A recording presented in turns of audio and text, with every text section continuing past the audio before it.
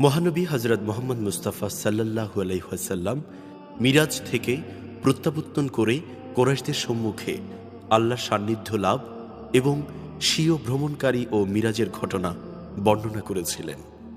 কোরাইশরা ঘটনার সত্যতা যাচাই করার জন্য বাইতুল মুকাদ্দাসের বিভিন্ন নিদর্শন সম্পর্কে প্রশ্ন করেছিল এবং বাণিজ্য উপলক্ষে সিরিয়ার দিকে যে কাফেলা গমন করেছিল তারা কখন মক্কায় প্রত্যাবর্তন করবে তা জানতে চেয়েছিল।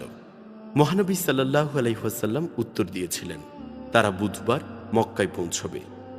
বুধবার আস্তে আস্তে অতিক্রান্ত হতে চলল, দিবসের পড়ন্ত বেলাও অতিক্রান্ত হতে চলল, এমনকি সন্ধ্যা ঘনিয়ে আসার নিদর্শন পরিলক্ষিত হতে লাগল, কিন্তু কাফেলা মক্কায় পৌঁছেনি। তাই মক্কার কাফিরকুল তার নবুয়তের সত্যতা সম্পর্কে সমালোচনা করতে শুরু করে দিল। এমত অবস্থায় রাসূল মহানবী হজরত মোহাম্মদ মুস্তাফা